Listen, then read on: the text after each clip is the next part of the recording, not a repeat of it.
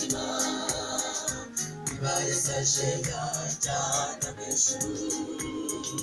agira ibyiringiro mu mutima bikoma musarije yagiriraga mbese nawe nshuti ujya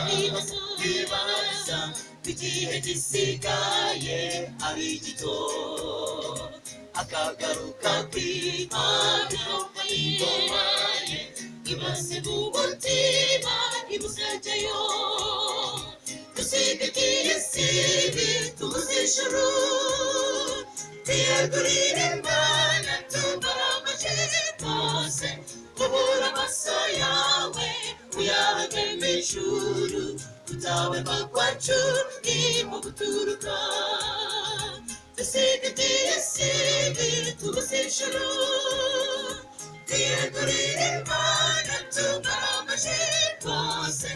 ubura amaso yawe uyabe mu ijuru kutabarwa kwacu ni mu guturuka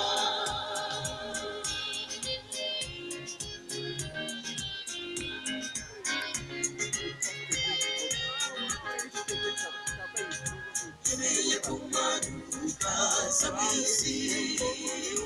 asiga icyubahiro cye mu ijuru amakorikori yitatanye ageza mu mutima bidura gushya Imana itimanye umwana wayo maze mbisigumpfira umunyabyaha agaciro k'icyo gitambo cy'amaraso ya Yesu yatupfiriye dusigaye isi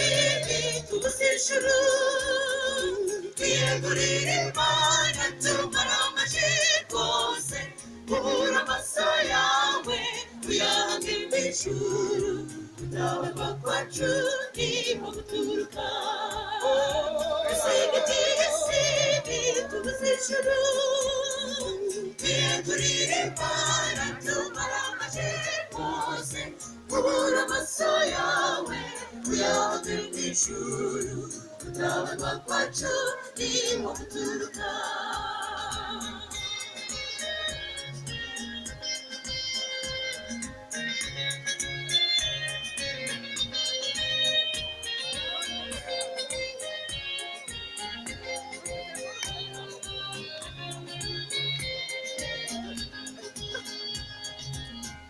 iby'urukundo ruhebuje Yesu Kristo yakutse umunyabyaha yahisemo kumusanga uko nikoze ageze mu mutima binyure mushya abatuye isi twese dukeneye kumegurira imibereho yacu utuyobora mu kuri y'umwuka kanaza tugezaho dusiganirwa dusigaye isi tubuze ijuru twiyegurire Imana tumara amajeri rwose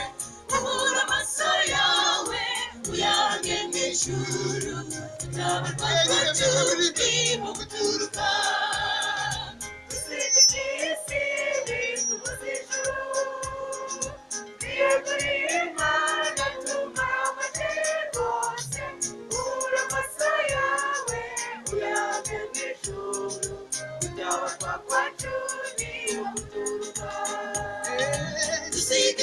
isi